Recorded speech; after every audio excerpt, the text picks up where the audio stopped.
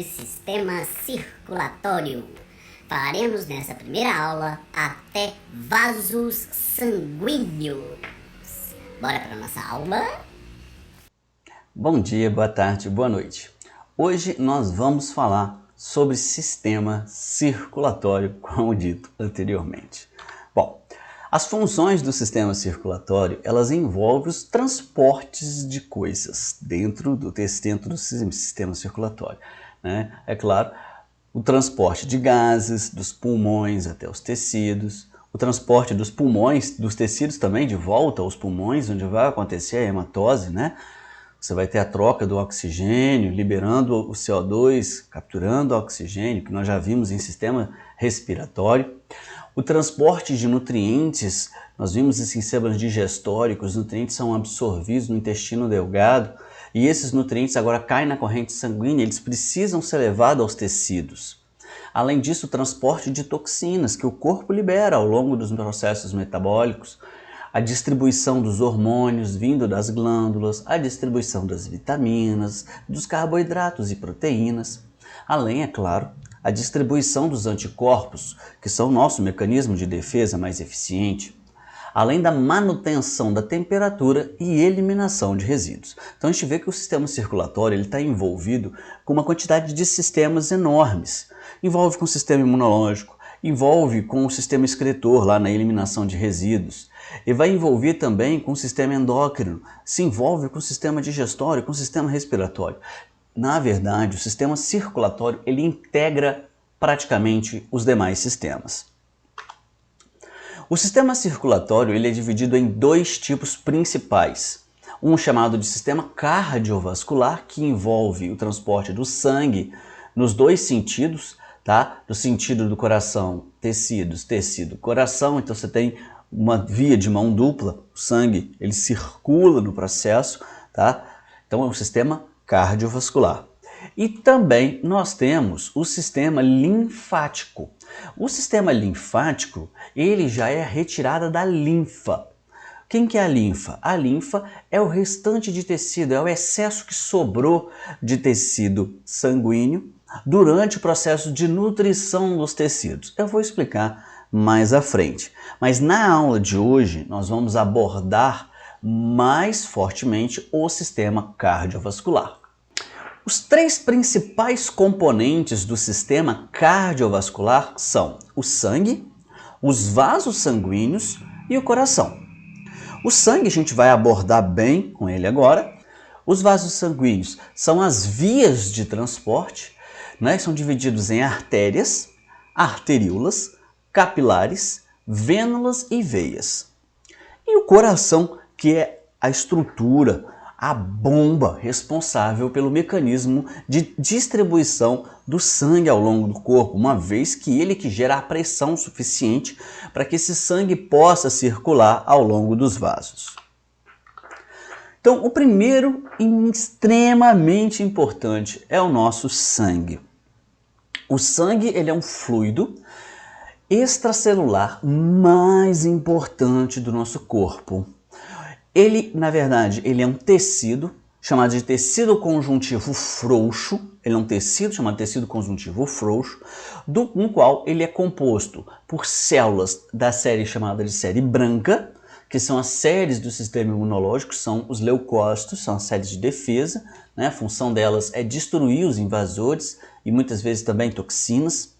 Além da série vermelha, no qual a gente tem as hemácias, tá? As hemácias, dentro delas também a gente tem as mioglobinas, mas o foco principal é nas hemácias, cuja função é o transporte de gases. A hemácia se liga tanto ao oxigênio, quanto ela também se liga ao CO2. Tá? E isso ela vai ajudar no processo de distribuição desses gases ao longo do corpo.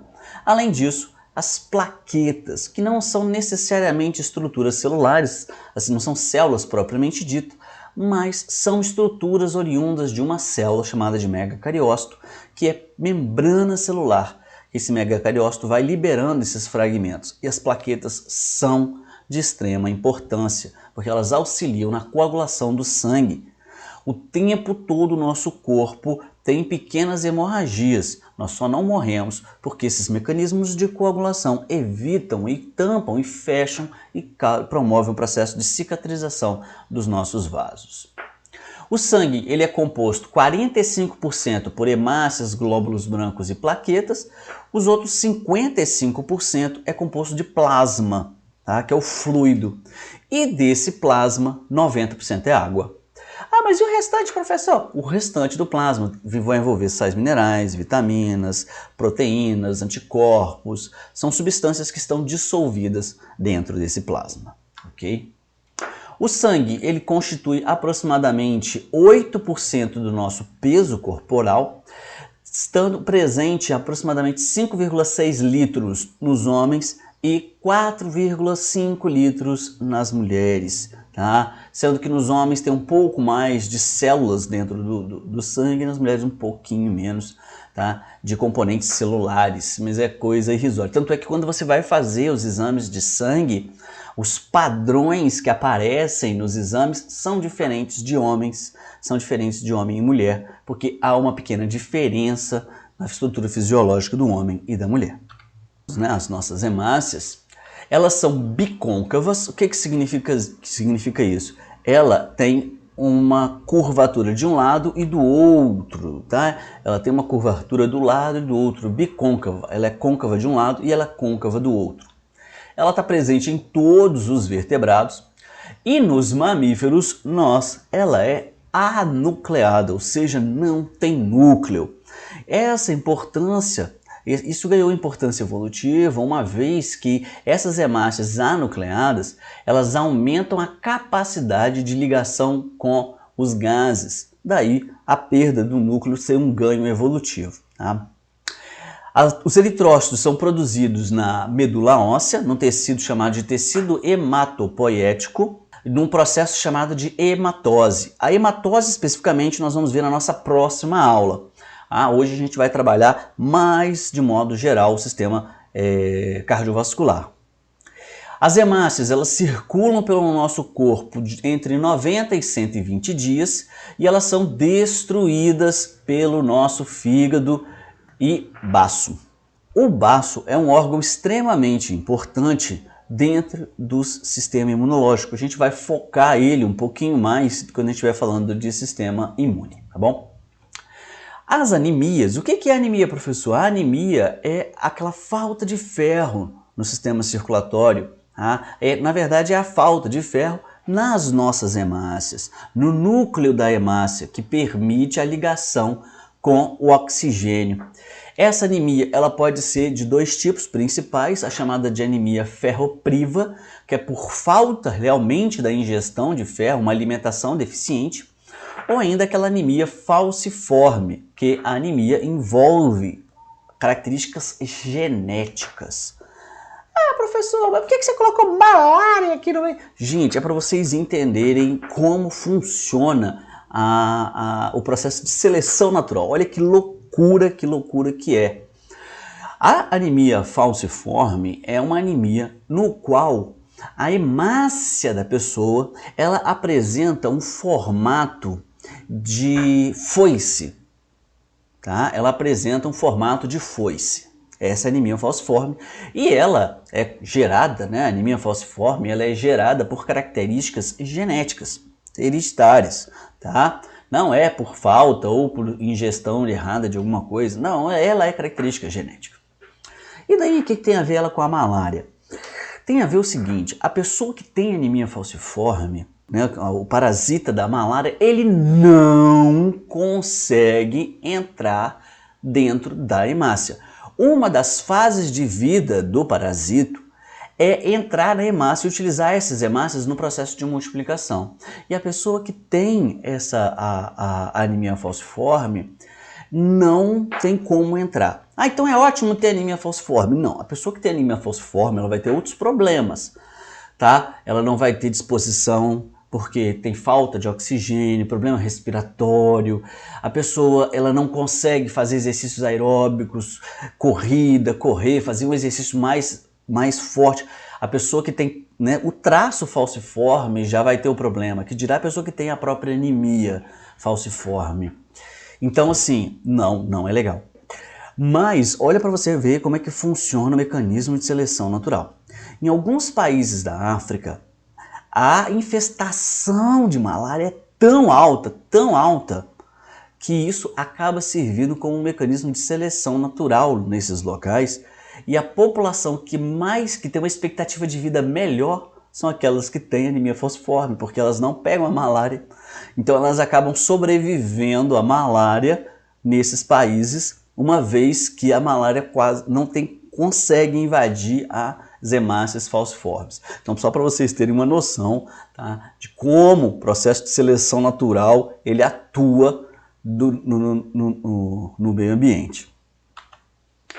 A hemoglobina, que está presente na nossa hemácia, é um pigmento respiratório cuja função desse pigmento é auxiliar na ligação com o oxigênio e também com o CO2. Essa molécula ela é responsável por fazer basicamente todo o transporte de oxigênio. Por quê? O oxigênio ele vai acabar ligando no grupo ferro, tá? Você tem aqui, olha, isso daqui é a molécula de hemoglobina. Cada molécula de hemoglobina ela é formada por 4 subunidades proteicas. E essas 4 subunidades proteicas elas têm um núcleo chamado de núcleo M, que é um núcleo de ferro, do íon ferro. É esse grupo M, esse grupo de íon ferro, é que quando a pessoa tem uma baixa ingestão de ferro, é que faz com que a pessoa não tenha um transporte adequado de oxigênio. É ali que vai ter o problema. Tá? Em anelídeos, a hemoglobina ela fica dissolvida no plasma, isso é só de curiosidade, tá? Se a contagem de eritrócitos ou hemoglobina for abaixo do normal, a pessoa é considerada anêmica. Ou seja, 10 gramas para cada 100 ml de sangue, abaixo de 11 gramas para cada 100 ml, a pessoa já é considerada anêmica. Uma coisa que vocês precisam entender é que a hemoglobina é ela o principal componente responsável pela ligação com o oxigênio. Quando nós estamos em um ambiente rarefeito, o que significa isso? Que nós temos menos oxigênio disponível, nós estamos num ambiente muito alto, tá? No alto de uma montanha, nós temos menos oxigênio disponível do que quem vive à beira-mar. Tá? Então o que isso tem a ver? As pessoas, quando elas estão em ambientes altos, de grandes altitudes, e tem baixa oxigenação no ar, o corpo da pessoa passa a produzir mais hemácias, dentro das hemácias mais hemoglobina. Se a pessoa tem mais hemácia com mais hemoglobina, logo o que vai acontecer? Essa pessoa vai conseguir captar melhor o oxigênio, o ambiente lá é rarefeito. O que muitos atletas fazem, tá? O que muitos atletas fazem é pegar, por exemplo, os corredores, vão treinar em locais de grande altitude. Mas por que treinar em local de grande altitude é bom? Ao treinar nesses locais de grande altitude, você vai lá, vai fazer o treino uns 3 meses antes da sua competição, em local de grande altitude. O que vai acontecer lá nesse local de grande altitude? O seu corpo vai produzir mais hemoglobina, né, dentro do número maior de hemácias. E assim, quando você retornar para o seu local, onde a competição vai acontecer, você tem mais hemoglobina na corrente sanguínea do que o seu competidor. Ou seja, o transporte de oxigênio em você vai ser mais eficiente. Tá? Eles costumam fazer isso também, chamado de doping sanguíneo. A pessoa vai numa clínica, recolhe as hemácias, recolhe sangue dela mesma, guarda lá e dias antes da competição injeta nela mesma. Isso é chamado de doping sanguíneo, para que você tenha mais hemoglobina dentro do sistema circulatório. Os glóbulos brancos, como eu já tinha falado anteriormente, eles são responsáveis pela defesa do nosso corpo, tá? E esses glóbulos brancos são nada mais, nada menos que os nossos leucócitos. Também são produzidos na medula óssea, assim como os glóbulos vermelhos, como as hemácias, porém eles têm uma diferença. Parte deles pode ser maturada no timo, parte dela vai ser enviada para os gânglios linfáticos, tá bom? Esses glóbulos brancos, quando em presença bacteriana, você tem um aumento desses glóbulos brancos, então a gente tem a chamada leucocitose, então vai ter, na verdade, um aumento deles. Em contrapartida, numa infecção viral, geralmente tem uma leucopenia, então os médicos pedem exame de sangue e a partir do exame de sangue conseguem averiguar se é uma infecção bacteriana, se é uma infecção viral. Uma outra nomenclatura muito corriqueira que sempre está presente é a leucemia, que é quando você tem o câncer na medula óssea, que é o câncer no local de produção, isso que é o câncer de sangue, é o câncer que é a leucemia, o câncer no sangue, na verdade é o câncer na medula, tá? Esses glóbulos brancos, dentre eles a gente tem os neutrófilos e os linfócitos, que são os mais comuns, 90% deles. E dentre eles, os neutrófilos, basófilos e eosinófilos, eles apresentam grânulos. Tá? O que são isso? Vesículas de secreção dentro do citoplasma. E os linfócitos e os meionócitos não apresentam esses grânulos, são chamados de agranulócitos. Ah, professor, eu vou ter que lembrar. Calma, calma, que, como eu falei, essa parte nós vamos falar em sistema imunológico daqui a pouco. Primeiro nós vamos focar em sistema circulatório cardiovascular. Então, vamos focar aqui primeiro, só estou dando os exemplos aqui, falando sobre os tipos de células que vão estar presentes, tá bom? E também os linfócitos B, que produzem os anticorpos, que também são extremamente importantes, é claro, no nosso sistema de defesa. Bom, como eu já tinha falado anteriormente, e as plaquetas, professor? As plaquetas são, na verdade, partes de células. Qual célula? De uma célula chamada de megacariócito.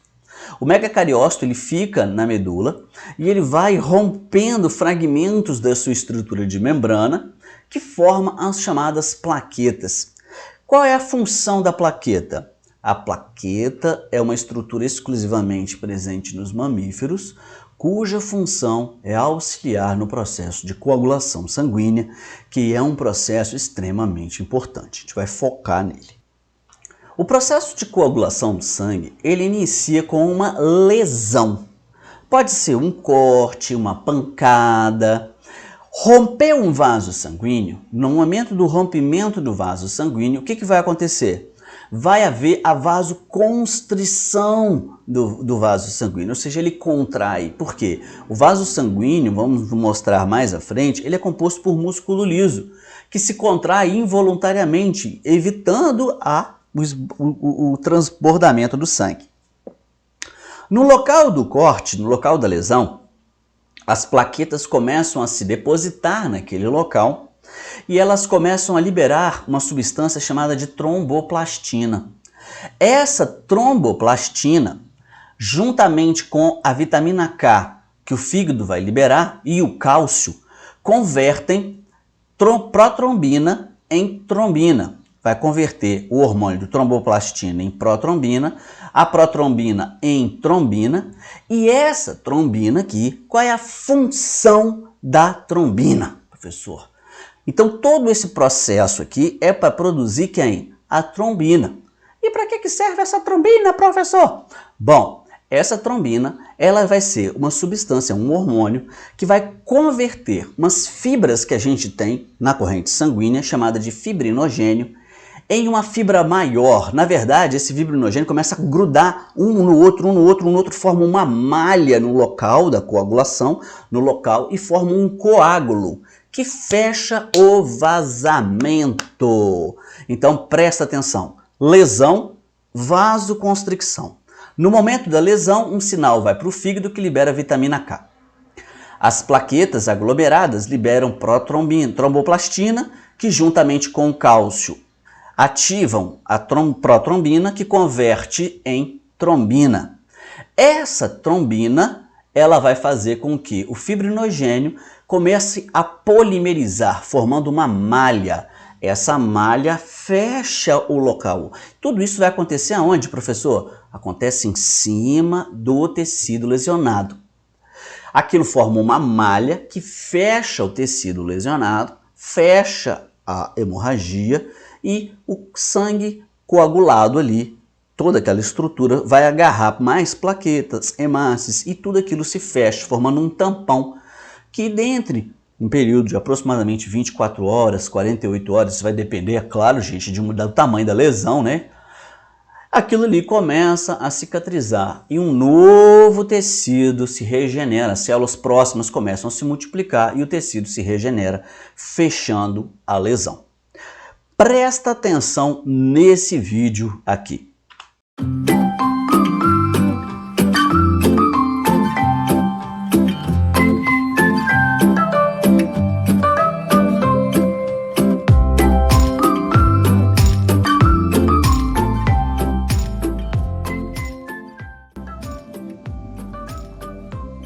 Nesse vídeo nós vamos mostrar como acontece o processo de coagulação. Os componentes envolvidos no sistema de coagulação que estão envolvidos no nosso sistema circulatório.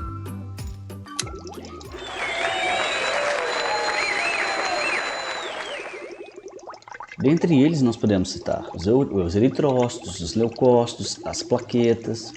Todos eles estão aonde? No nosso plasma.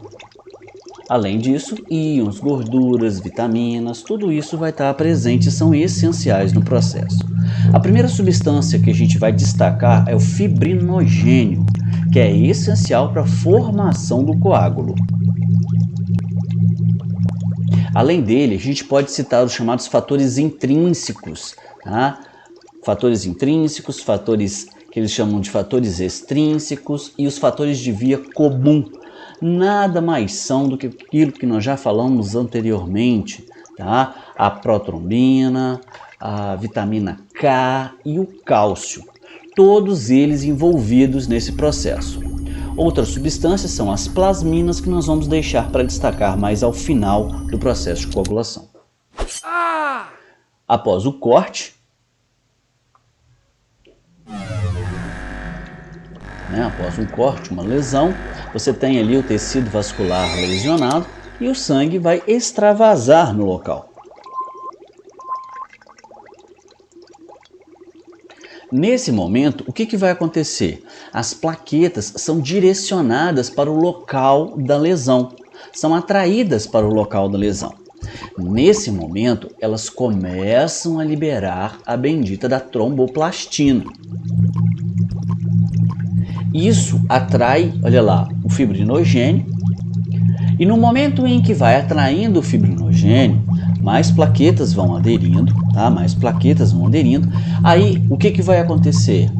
A tromboplastina é transformada em protrombina, em trombina, juntamente com o cálcio, a vitamina K e a tromboplastina. Você vai ter o quê? A ativação do fibrinogênio em fibrina, polimerizando o local, fechando completamente o coágulo. E agora o fibrinogênio se transforma num polímero chamado de fibrina, que fecha o local. Após um determinado período de tempo, que pode variar de acordo com o tamanho da lesão, é óbvio, o processo de cicatrização está concluído. Para isso, as plasminas, que são substâncias que degradam o coágulo em partes menores, que possam ser degradadas posteriormente. Tá? E esses fragmentos menores, eles são fagocitados pelos macrófagos, que vão limpar o nosso sistema circulatório. E o tecido lesionado, agora ele foi completamente reestruturado e a cicatrização ocorreu. Tá? Aí são os eosinófilos, terminando de fazer a limpeza, que o macrófago pega as partículas maiores. O sistema de defesa patrulhando o local que foi lesionado. E pronto, chegamos ao final do nosso videozinho sobre coagulação sanguínea.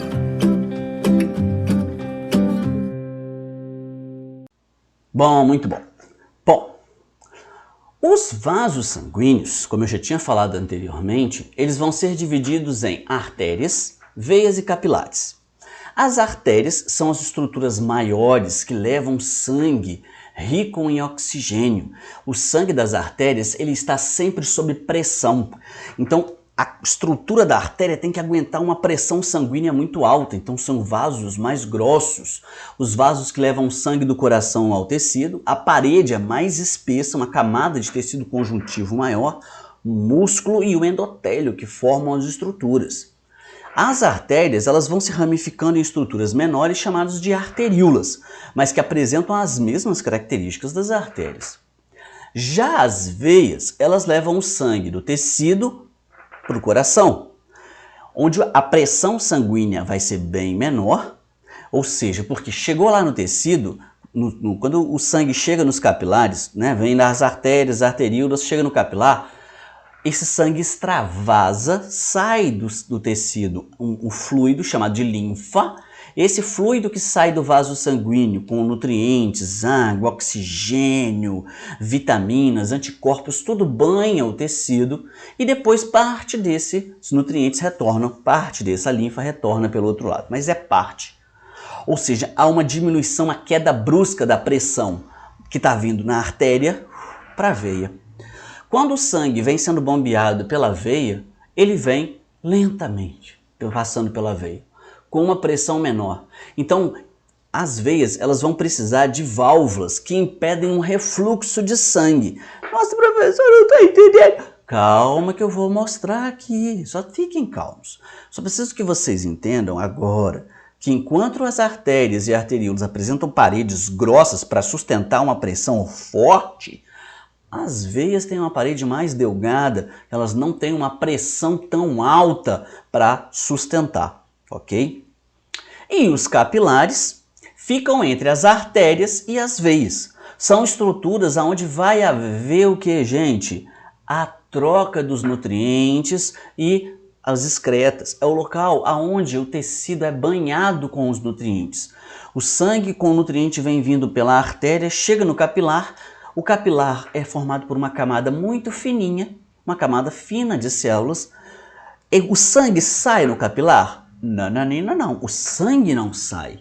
Somente sai o quê? Um líquido composto de água, vitaminas, sais minerais, oxigênio, que a gente chama esse líquido de linfa.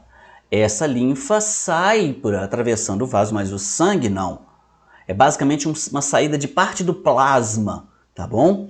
E essa linfa banha as células, nutre as células e do outro lado do capilar, na parte venosa do capilar, é sugado parte dessa linfa de volta. Aí, professor, se está saindo linfa e só parte dela volta, e o que sobra no tecido? Aí, meu filho, é quem retira esse recesso de linfa do tecido depois? Quem retira? O vaso linfático. O vaso linfático, a função dele é drenar o excesso dessa linfa, que vem toda hora, o tempo todo.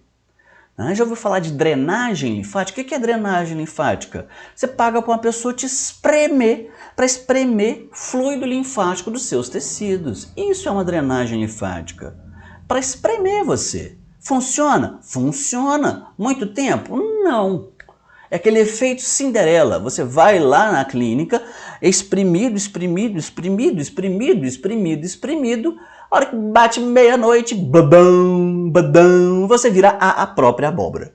Porque você vai acumulando gradativamente. Você entrou naquela roupinha, 2 números abaixo, e depois a roupinha vai magicamente não cabendo em você. Não é a roupa que está encolhendo, é você que voltou a crescer.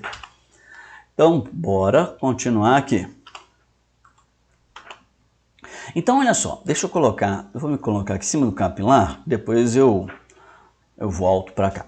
Se você observar aqui o que eu tinha falado anteriormente, a estrutura da veia, olha só, você vai ter a parte externa, o tecido conjuntivo, o tecido muscular liso e o endotélio.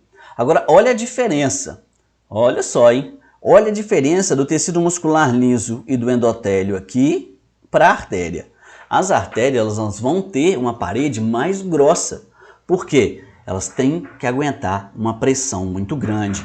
E contrapartida, como eu já havia comunicado com vocês, os capilares são formados por camadas únicas de célula que vão permitir a saída dos fluidos aqui, olha galera. E essa saída de fluido é a saída da chamada linfa ou fluido linfático, tá bom?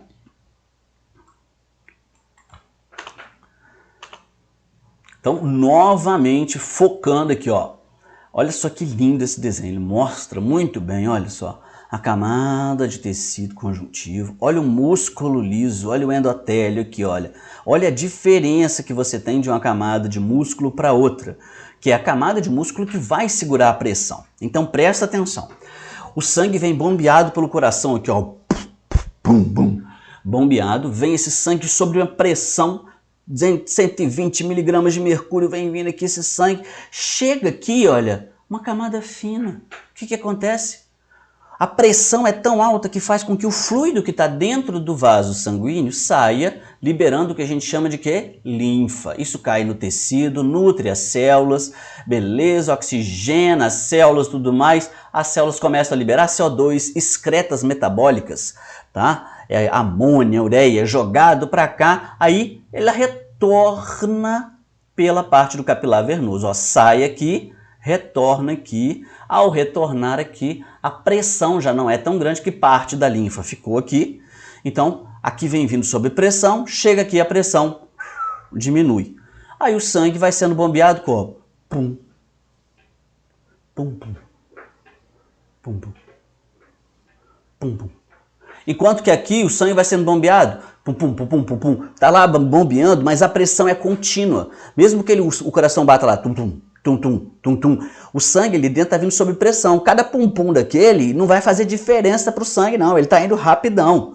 Chegou aqui, meu filho, a pressão caiu e é só quando aumenta um pouco o fluxo que ele anda. Então ele vai andar como? Assim, ó, tum, tum, tum, tum.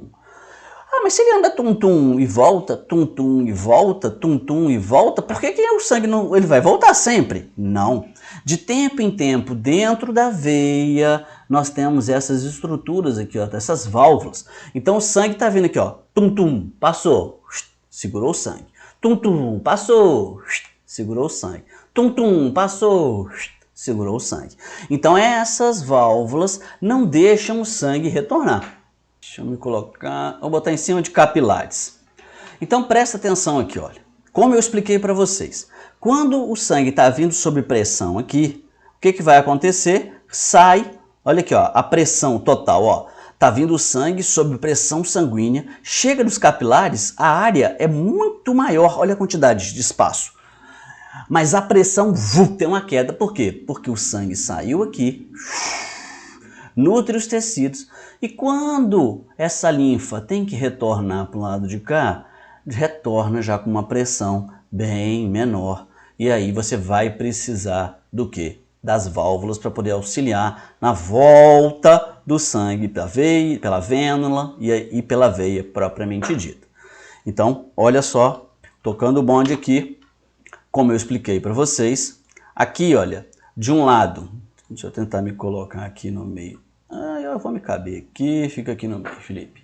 Olha só, do lado de cá, nós temos aqui um sistema venoso saudável. Do lado de cá, nós temos um sistema venoso varicoso, com problema. Ah, mas como assim, professor? Presta atenção. Como eu expliquei para vocês, as veias, elas são extremamente importantes para a volta do sangue para o coração. Elas vão carregar o sangue venoso, rico em CO2. Ele tem que voltar para o coração para ir para o pulmão. Então ele precisa retornar. E como ele retorna? Como eu já havia explicado para vocês. No momento em que o coração bate, bum bum, o sangue é empurrado, assim faz, bum bum, aí o sangue é empurrado, bum, é retido aqui, bum bum, é empurrado, e é retido, é empurrado e é retido, é empurrado e é retido, é empurrado e é retido, é empurrado e é retido. O bicho subiu. E assim o sangue vai subindo das pernas em direção ao coração. Exercício constante fortalece os músculos ao redor dos vasos. Como assim, professor? Não sei se vocês já ouviram falar de que a panturrilha, né, a popular batata da perna, é o nosso segundo coração. As batatas da perna são o nosso segundo coração. Por que isso? Porque, na verdade, a parte mais longe do coração são as pernas. As panturrilhas, elas estão estrategicamente posicionadas entre as principais veias das pernas.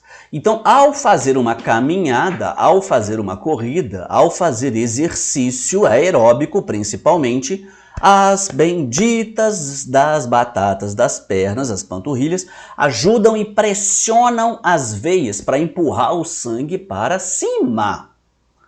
Agora, se você não pratica exercício, se o seu maior exercício é clicar no mouse, se o seu sedentarismo está no tampo da beirada, principalmente agora nesse período pandêmico, o que vai acontecer? O enfraquecimento muscular vai fazer com que as veias não tenham a sustentação lateral de ajuda que a panturrilha e os outros músculos das pernas, de modo geral, proporcionam. Então, o que pode vir a acontecer, professor? Pode vir a acontecer o aparecimento do quê? Das varizes, que é essa veia varicosa. O que acontece? Não tem mais a sustentação do músculo, o sangue, na hora que é bombeado, ele faz tum-tum. Na hora de voltar, a veia que já não aguenta mais faz assim, ó, cede. E nesse período que ela cede, meu filho, já era. Ela cedeu, e como ela cedeu, a parede da estrutura fica assim, e a veia fica cheia de sangue. Ou seja, ela não consegue mais ficar retornando com o sangue para o coração, tá? Olha só esta animaçãozinha aqui, eu adoro essa animação. Deixa eu me colocar aqui. Olha só, presta atenção, vou chegar bem para o lado aqui. Aqui mostra, olha só, a veia funcionando perfeitamente. Agora, como eu expliquei, quando chega um momento em que não tem mais a ajuda lateral do músculo, olha o que acontece. Olha só, a parede não consegue mais sustentar a pressão e a veia faz o quê? Ela rompe a estrutura dela, os músculos lisos aqui não conseguem mais sustentar, porque o músculo é que ajudava. Como o músculo ajudava anteriormente, e agora, José? Agora não tem para onde correr. Geralmente você vai ter que fazer o quê? Cirurgia para remoção. Por quê? Porque o seu músculo, já mesmo que você faça o exercício, ele não vai conseguir ajudar mais, isso que não retorna. Ah, professor, mas depois se eu fizer exercício... Depois não é, você tem que fazer exercício, é sempre. É fazer caminhada sempre, fazer uma corrida. Sedentarismo está fora. Subir escada, se você mora em um prédio com elevador, tá? Uma vez, 2, 3 vezes por semana, ao subir, em vez de pegar o elevador, pega as escadas, vai de escada. Fortaleça a sua panturrilha. Isso vai auxiliar e evitar esse tipo de problema. Ah, professor, mas isso vai acontecer quando eu tiver velho. Gente, eu tinha um colega meu de faculdade que tinha problemas. Sedentário até onde foi e parou, cheio de veias estouradas, cheio de varizes, tá? Eu não estou falando dessas veinhazinhas que dá na perna roxinha, não, é aquela veia alta, aquele trem parecendo um coração quase do lado de fora ali da perna da pessoa.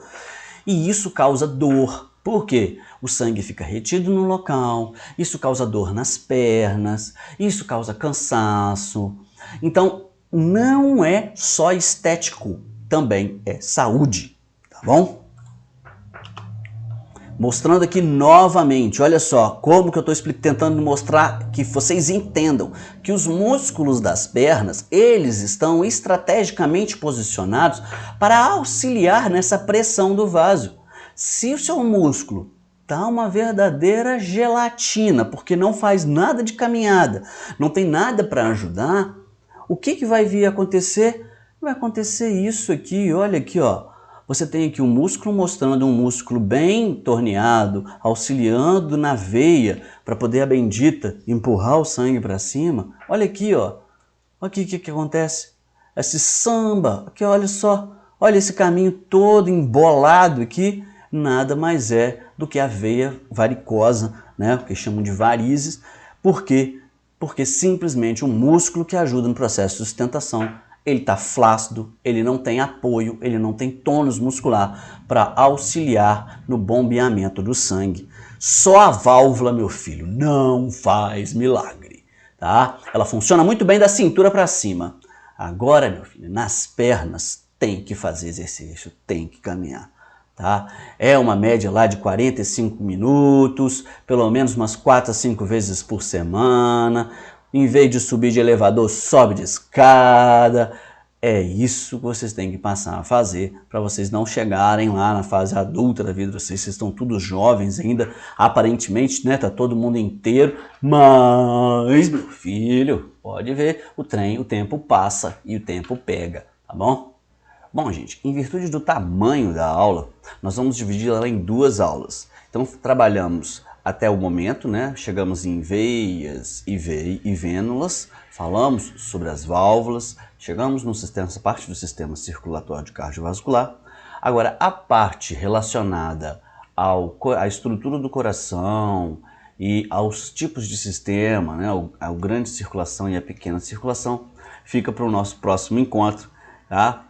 Eu vejo vocês na nossa próxima aula. Se vocês gostaram desta videoaula, por favor, deixe o seu like. E eu já vou deixar o card aqui, já direcionando para a nossa próxima aula, dando continuidade ao sistema circulatório. Valeu!